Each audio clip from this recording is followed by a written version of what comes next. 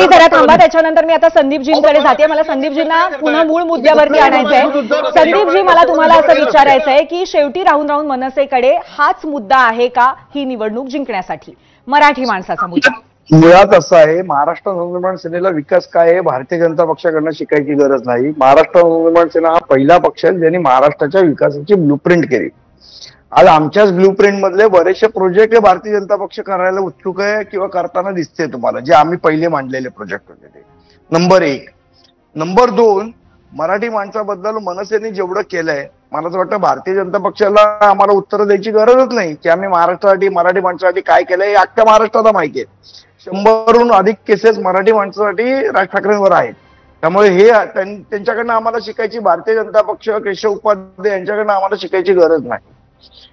सर्वात महत्वाची, ज्या पद्धतीने परप्रांतीयांची दादागिरी या मुंबईमध्ये चालू आहे, आणि दुसरी महत्वाची गोष्ट, आम्ही डिस्टन्स जो ठेवलाय तो आम्ही काँग्रेसपासूनही तेवढा डिस्टन्स ठेवलाय ना.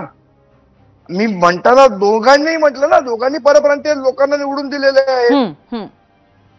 मी हे म्हटलंच नाही की एकट्या भारतीय जनता पक्षाचे आहे. भारतीय जनता पक्षाचे, ऐका ऐका ऐका ऐका, आता मी तुमच्यामध्ये कोणाच्या मध्ये बोललो नाही, माझं ऐकून घ्या. आता भारतीय जनता पक्षाचे दिलीप पटेल आहेत, तर त्यावेळेला काँग्रेसचे प्रवीण छेडा होते. त्यामुळे दोघंही एका नाण्याच्या दोन बाजू आहेत. दोन्ही जे national, so called national party आहेत, दोघे एका नाण्याच्या दोन बाजू आहेत. यांना इथल्या स्थानिक भूमिपुत्राची पडलेली नाही. आज सगळे तुम्ही प्रोजेक्ट गिनवताय आम्हाला की अटल सेतू झाला. अटल सेतू कोणी केला? शासनाने केला. महापालिकेची जी कामं आहेत, गेल्या 2.5 वर्ष हे सरकार, मागच्या 2.5 वर्ष आणि आताचं 1 वर्ष, 3.5 वर्ष सत्तेत आहे महायुतीचं सरकार. मला सांगा, महापालिकेच्या दृष्टीने कुठलं विकासाचं काम केलं? सगळेच 3.5 वर्षात मोठे मोठे भ्रष्टाचार यांनी केले. आता कचऱ्याचं कॉन्ट्रॅक्ट दिलं, महानगरपालिकेचं टेंडर 4,000 कोटीचं होतं, 6,500 कोटीचं टेंडर पास करतात हे लोक. 2,500 कोटी वरती महानगरपालिकेच्या एस्टिमेटच्या वरती. कसला विकास आणि कुठल्या गप्पा मारताय तुम्ही?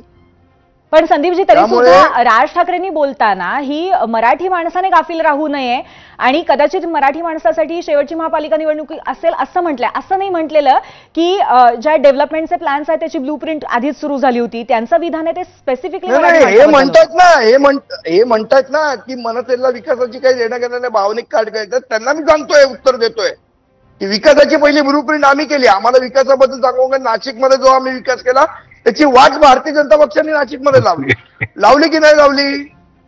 मग त्यांनी आम्हाला विकासाबद्दल सांगायचं नाही. आम्ही जेवढे प्रोजेक्ट केले त्याची पूर्ण वाट नाशिकमध्ये लावलीत तुम्ही. नाशिकमध्ये आजही लोक नाव काढतात महाराष्ट्र नवनिर्माण सेनेचं आणि राज ठाकरेंचं. संदीपजी, तुमचा मला एक शेवटचा मराठी माणसाच्या विषयाबद्दल एक सांगायचंय. ज्या पद्धतीने परप्रांतीची दादागिरी चालू आहे, काय आम्ही कबूतरखाने हटवू देणार नाही. परवा ते जैन मंदिर, तिथलं जे अनधिकृत जैन मंदिर होतं ते पाडलं. सगळे जैन लोक रखतात, त्यांना पाठिंबा देणारे कोण होते? भारतीय जनता पक्ष होता. तो फडतूस सुनील शुक्ला सारखा माणूस, त्याला पाठिंबा देणारा कोण? भारतीय जनता पक्ष. म्हणून आम्ही सांगतोय की उद्या जर ही निवडणूक या लोकांनी जर जिंकली तर ती मराठी माणसासाठी शेवटची निवडणूक असेल. सगळं राज्य हे परप्रांतीयांचं. बरं, केशवजी कसं उत्तर द्याल ह्याला? मला खरंच हसवलं ना.